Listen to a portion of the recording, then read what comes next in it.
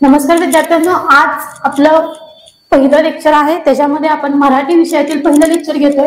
मराठी विषयाचे पहिलं लेक्चर घेतानाच तुम्हाला जे काही मार्क दिले जातात मराठीचे असून त्यातले आपल्या हातामध्ये जे काही मार्क असतात 5 ते 6 ते आपल्या हातचे मार्क असतात.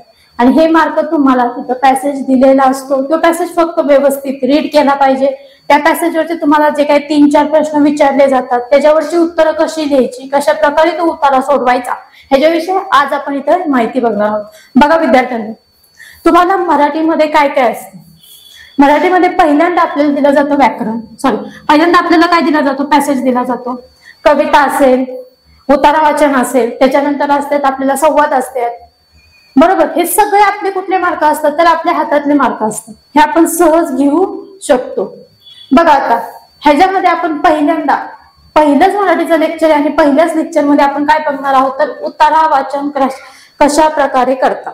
पहिल्यांदा हे 4 किंवा 5 मार्क असतात ते आपल्या हातातले असतात, ते सोडायचे कधीच नसतात.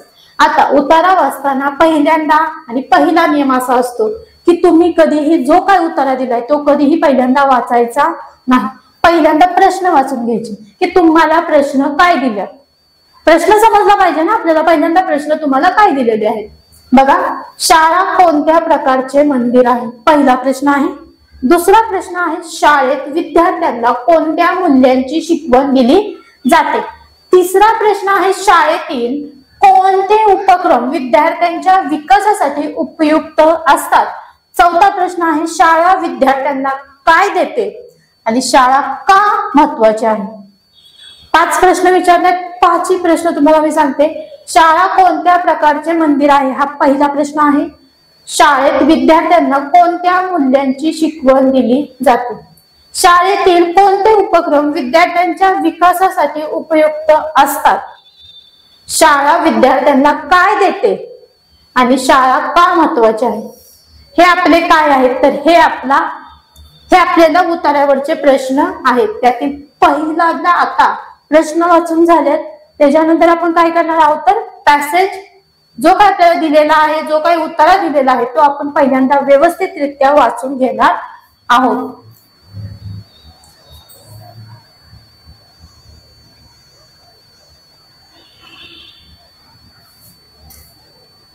बघा, शाळा हे ज्ञानाचे मंदिर आहे. शाळा हे कशाचे मंदिर आहे, ज्ञानाचे मंदिर आहे. शाळा हे कशाचे मंदिर आहे, ज्ञानाचे मंदिर आहे. जिथे विद्यार्थी विविध विषय शिकतात.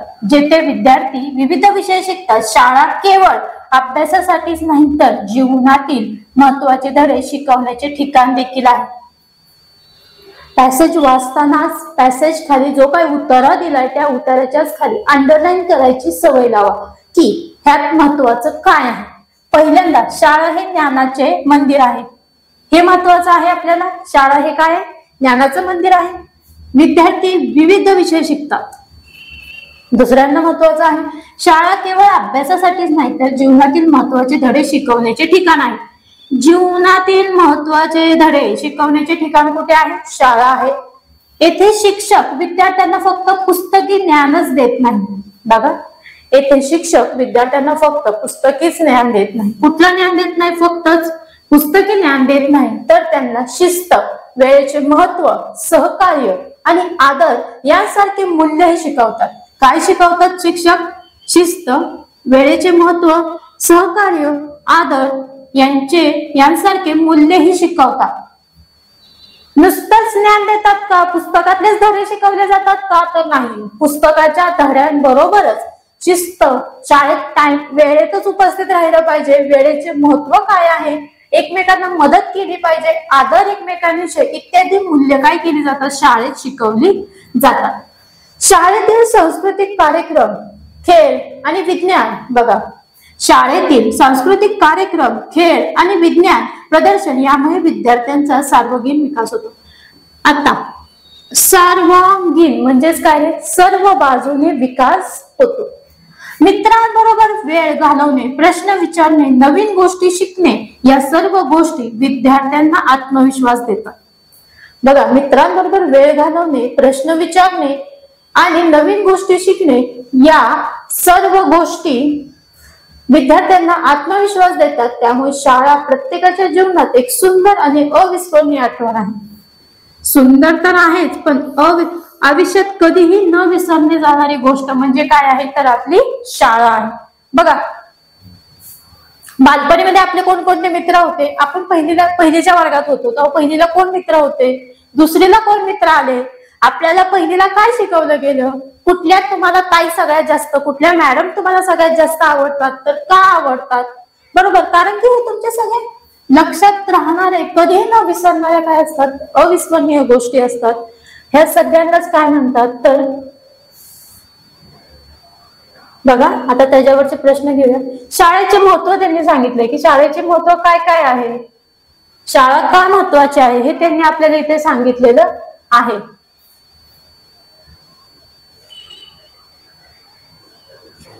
बघा, शाळा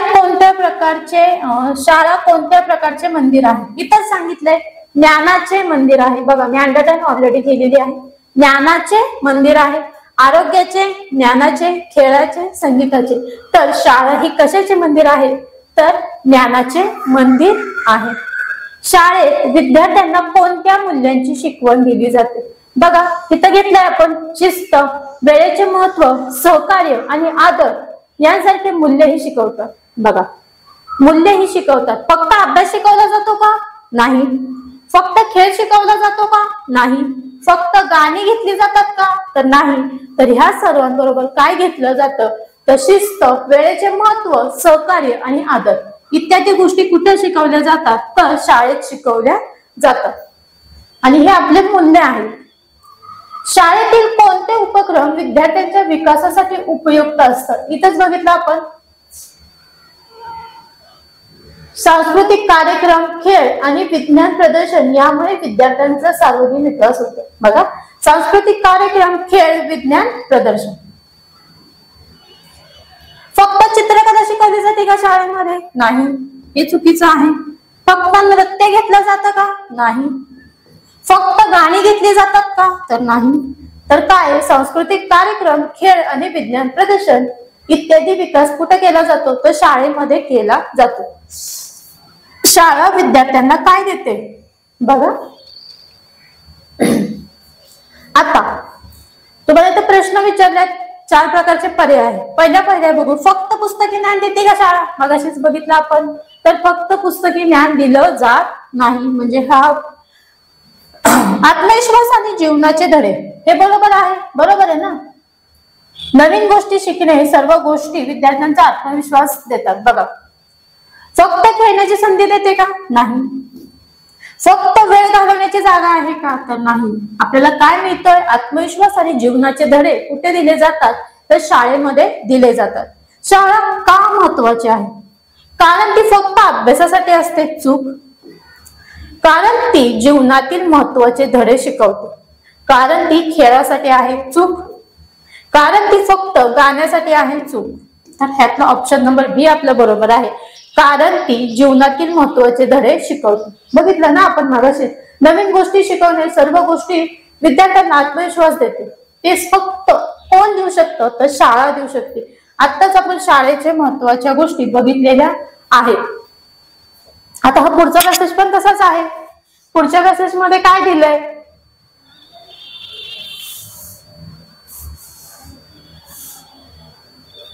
बघा, पुढच्या मेसेज मध्ये तेच दिलेलं आहे आपल्याला. पुढच्या मेसेज बघूया आपण काय सांगतोय आपल्याला. आता सध्या जो काही महिना चालू आहे, हा कुठला महिना चालू आहे? तर जून महिना चालू आहे. शाळा चालू झालेली आहे. त्याचबरोबर काय चालू झालेलं आहे? तर पावसाळा चालू झालेला आहे. म्हणून पावसाळ्याविषयी उतारा घेतलेला आहे. बघा, पहिल्यांदा काय करणार तुम्ही? डायरेक्ट वाचायचंय का? नाही. काय करायचे? पहिल्यांदा काय वाचायचे? प्रश्न, पावसाळा निसर्गाला काय देतो? पहिला प्रश्न काय आहे? पावसाळा निसर्गाला काय देतो? शेतकरी पावसाळ्यात काय करतात? शेतकरी पावसाळ्यात काय करतात? पुढे,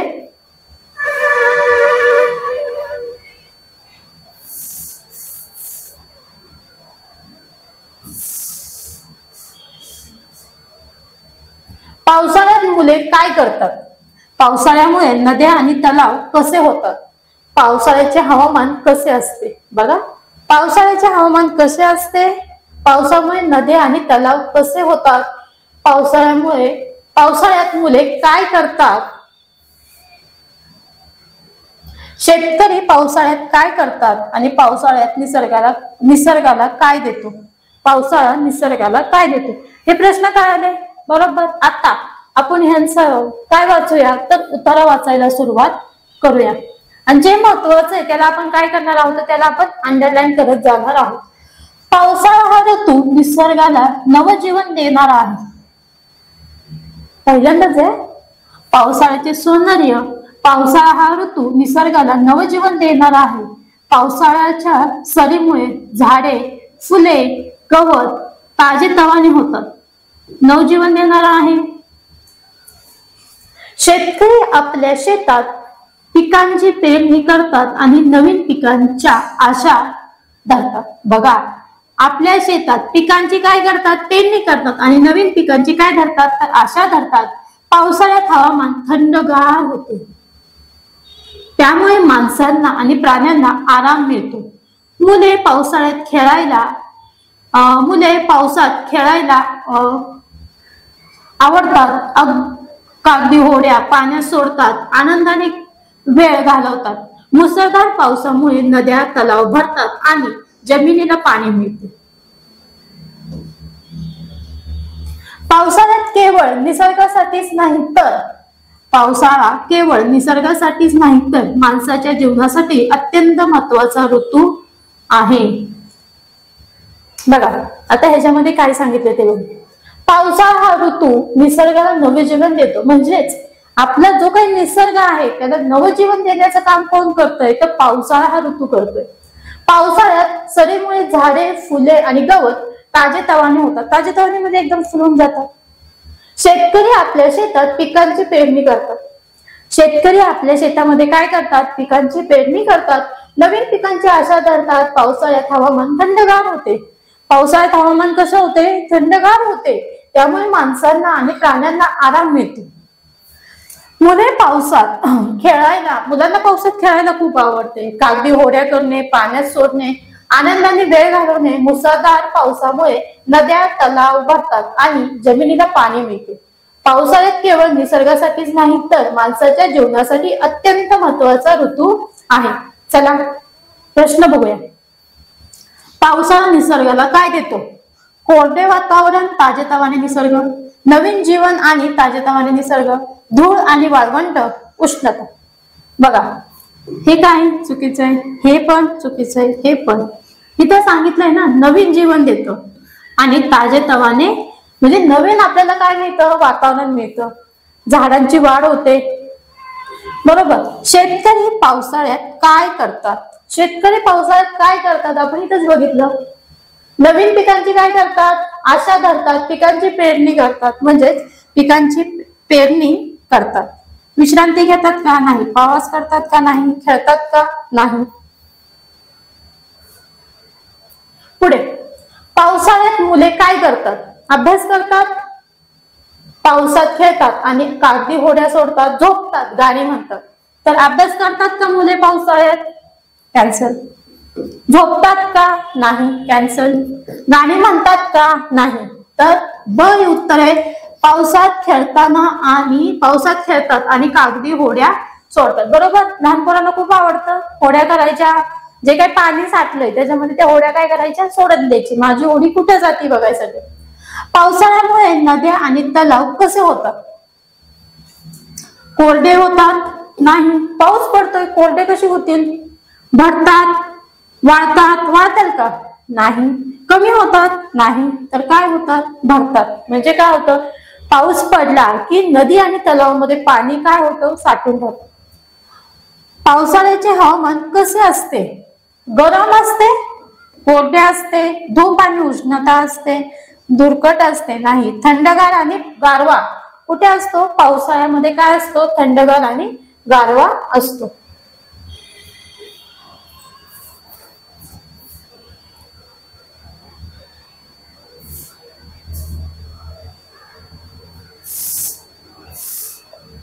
आता बघा पुढचा पॅसेज आहे. त्याच्यामध्ये प्रश्न बघूया पहिल्यांदा आपण. प्रश्न काय विचारले? कुत्रा कसा असतो? पहिला प्रश्न. कुत्रा काय करतो? दुसरा प्रश्न.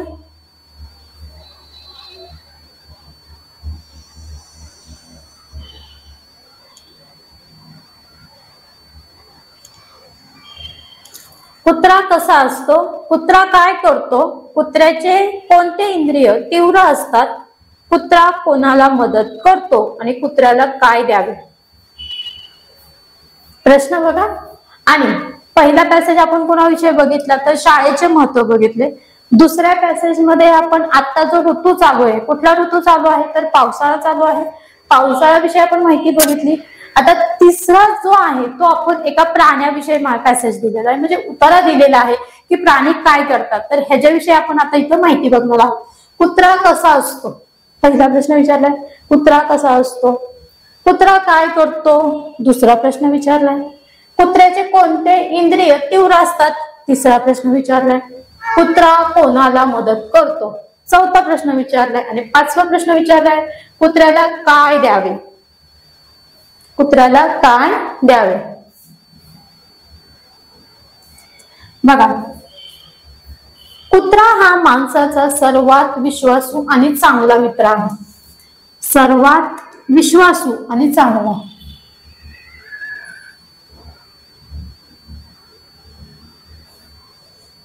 सर्वात विश्वासू आणि चांगला मित्र आहे. तो अतिशय हुशार, चपळ आणि प्रेमळ असतो. तो कसा असतो? हुशार, चपळ आणि प्रेमळ असतो. कुत्रा घराचे रक्षण करतो. कुणाचे रक्षण करतोय? घराचे. आणि कोणताही धोका आला तर सावध करतो. त्याचे कान आणि नाक खूप तीव्र असते. कान पण तीव्र आहे आणि नाक पण खूप तीव्र असतात. त्यामुळे तो लांबून येणारे आवाज आणि वास पटकन ओळखतो. कुठून येणारे आवाज? लांबून येणारे आवाज आणि वास पटकन ओळखतो. कुत्रा आपल्या मालकावर खूप प्रेम करतो. कोणावर प्रेम करतो? जो काही त्याचा मालक आहे त्याच्यावर प्रेम करतो आणि त्याच्या आज्ञा पाळतो. काही कुत्रे अंध व्यक्तींना मदत करतात तर काही, बघा, काही कुत्रे अंध व्यक्तींना मदत करतात तर काही पोलिसांना गुन्हेगार शोधण्यात मदत करतात. कुत्रा हा माणसाचा खरा मित्र मानला जातो आणि त्याला योग्य काळजी घेणे आवश्यक आहे. बघा, कुत्रा हा माणसाचा खरा मित्र मानला जातो आणि योग्य काळजी घेणे काय आहे? त्याची आवश्यक आहे. पॅसेज कळाला सगळ्यांना? कुत्रा कसा असतो?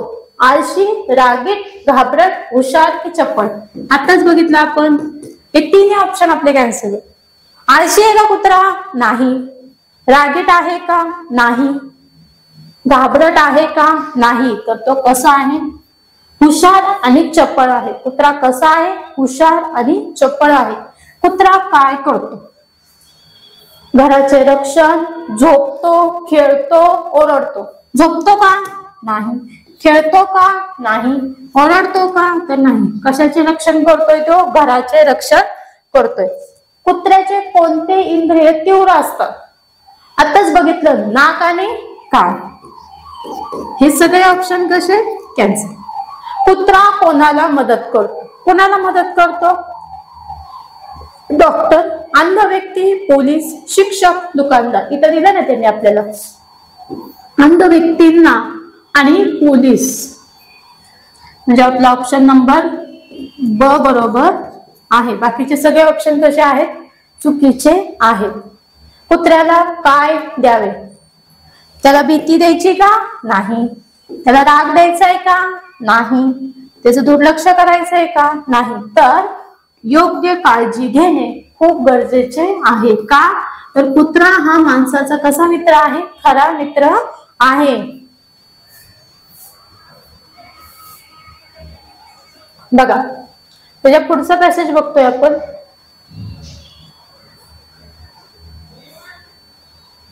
झाडे आपल्याला काय देतात? झाडे जमिनीतून काय घेतात? झाडे नसतील तर पृथ्वी कशी होईल? आणि झाडे कोणाचे घर असतात? प्रश्न वाचले. आता काय वाचायचंय आपल्याला? पहिल्यांदा पॅसेज वाचायचं, बरोबर? काय वाचायचंय? पॅसेज वाचायचंय. काय वाचायचंय? पहिल्यांदा पॅसेज वाचायचंय, बरोबर? आता पॅसेज वाचताना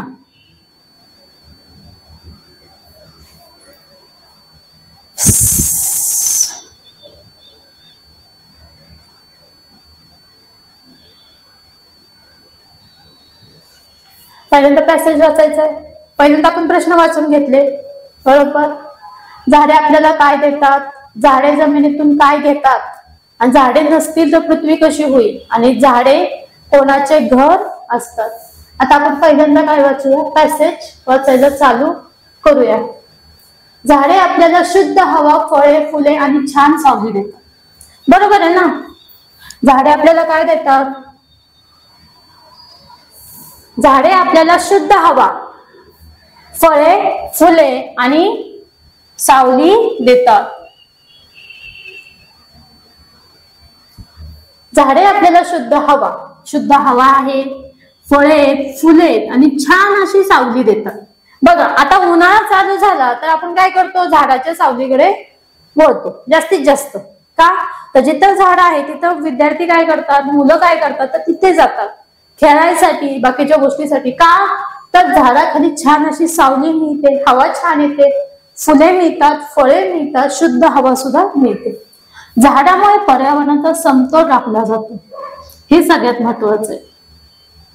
झाडामुळे पर्यावरणाचा समतोल राखला जातो. ते जमिनीतून पाणी शोषून घेतात आणि हवेत आर्द्रता टिकवून ठेवतात.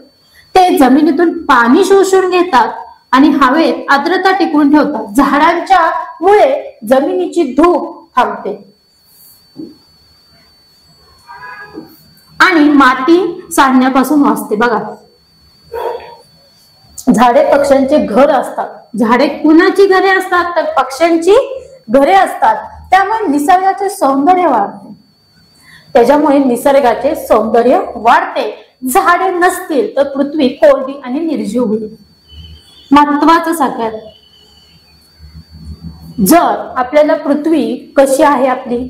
सगळ्यात म्हणजे हिरवीगार आहे. कशामुळे? तर झाडांमुळे, बरोबर? आणि जर ही झाडे नसतील तर आपली पृथ्वी कोरडी आणि निर्जीव होईल.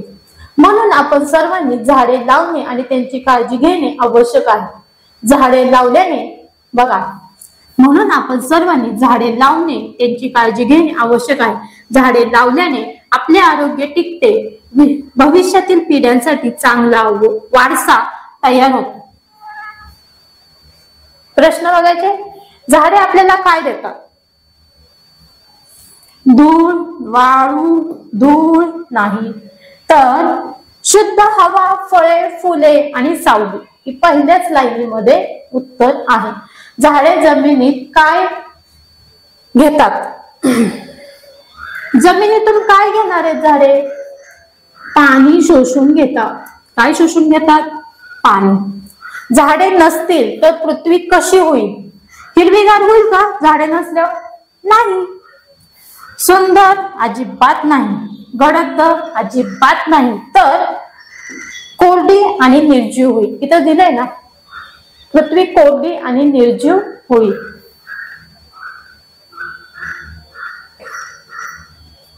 झाडे कोणाची घरे आहेत? तर प्राण्यांची घरे आहेत. झाडे लावणे हे काय आहे? गुन्हा आहे, शिक्षा आहे, खेळ आहे? गुन्हा आहे का झाडे लावणे? नाही. शिक्षा आहे का? नाही. तर हे कर्तव्य आहे. प्रत्येक व्यक्तीचं कर्तव्य आहे की त्याने एक तरी झाड लावलं पाहिजे. हे प्रत्येक व्यक्तीचं एक कर्तव्य आहे. बघा, त्याच्यानंतर पुढचा पॅसेज आहे माझे कुटुंब.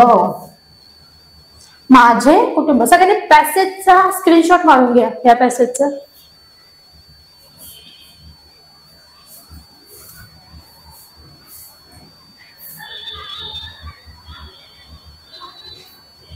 दिसत असेल तर पॅसेजचा स्क्रीनशॉट मारून घ्या सगळ्या विद्यार्थ्यांनी. आणि हा पॅसेज तुम्ही सोडवायचा आहे.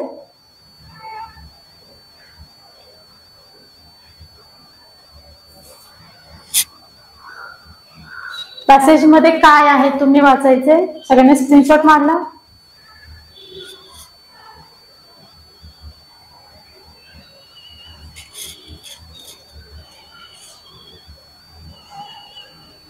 प्रश्न बघायचे पहिल्यांदा. लेखकाचे कुटुंब कसे आहे.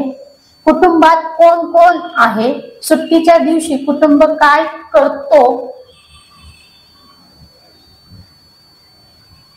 आणि आई काय करते. कुटुंबामुळे काय मिळतो, काय मिळते. ह्या पॅसेजची उत्तरं तुम्ही शोधायची आहेत. प्रत्येक पॅसेज मी वाचून दाखवलाय. पहिल्यांदा कधी सुद्धा उत्तरं सोडवताना पहिला नियम असा आहे की तुम्ही कधी सुद्धा पहिल्यांदा प्रश्न वाचून घेणे खूप महत्वाचे आहे. जेव्हा तुम्ही प्रश्न वाचता तेव्हा उतारा वाचताना आपल्याला त्या प्रश्नांची उत्तरं सहज मिळतात. सहज. त्याप्रमाणे आपण तिथंच काय करायचे, जो काय आपला पेपर असेल तिथंच काय करायचे, उत्तराला अंडरलाईन करून घ्यायचे आणि जेव्हा आपला पेपर चालू होईल तेव्हाच तिथं काय करायचे, टिक करून घ्यायचे. म्हणजे आपलं जे काय उत्तर आहे ते चुकत नाही. एक प्रश्न वाचायचा, पॅसेज वाचायचा, एक प्रश्न वाचायचा, पॅसेज वाचायचा. ह्याच्यामुळे तुमचं काय होतं, टाइम काय होतो, वायाला जातो. सगळ्यात जास्त विद्यार्थ्यांचा टाइम ह्याच्यामुळे वाया जातो. कारण की विद्यार्थी काय करतात, हा वाच पॅसेज नाही, पहिल्यांदा एक प्रश्न वाच. लेखकाचे कुटुंब कसे आहे, झालं, पॅसेज वाचायला सुरुवात. हा माझे कुटुंब खूप प्रेमळ आणि एकत्रित आहोत. आमच्या कुटुंबात आजी आजोबा आई वडील, हा आम्ही एकमेकांना मदत करतो. हा म्हणजे प्रत्येक प्रश्न वाचायचा, प्रत्येक वेळेला पॅसेज वाचायचा, प्रत्येक प्रश्न वाचायचा, प्रत्येक वेळेला पॅसेज वाचायचा, असं काहीही करायचं नाही. तर पहिल्यांदा कधी सुद्धा प्रश्न वाचून घेणे खूप महत्वाचं आहे.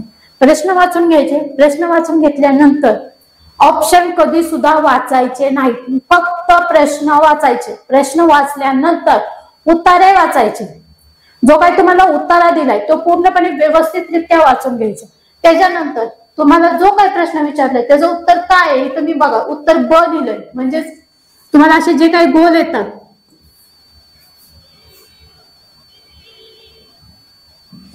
तुम्हाला अशा प्रकारचे जे काही गोल येतात तर त्याच्यामध्ये तुमचं उत्तर काय आहे तर ब आहे. ब म्हणजे किती नंबरचा गोल आला, 2 नंबरचा गोल आला. पूर्णपणे ऍक्युरेट त्याच नंबरला तुम्ही काय करताय, गोल करायचंय. आणि हा रोज सराव करायचा आहे. गोलची प्रॅक्टिस रोज करायची. तुमचे गोल बरेचसे बाहेर जातात त्याच्यामुळे तुम्हाला मार्क मिळत नाही. बरोबर, उत्तर बरोबर असतं पण गोल कुठे गेलेला असतो, बाहेर गेलेला असतो, त्याच्यामुळे मार्क दिले जात नाही. गोल पूर्णपणे प्रॉपरली आपण काय केला पाहिजे, रंगवला गेला पाहिजे. आणि नेहमी उतार्याच्या जेव्हा जेव्हा तुम्हाला उतारे येतील, कविताचे असो मराठीचे आपले धड्यांचे हे जे उतारे असो, पहिल्यांदा प्रश्न वाचायचे, त्याच्यानंतरच काय वाचायचे, उत्तरे वाचायचे. त्याच्यामुळे पेपर सोडवणे खूप सोपं जातं. सगळ्यांना आजचं लेक्चर कळालं असेल. थँक्यू.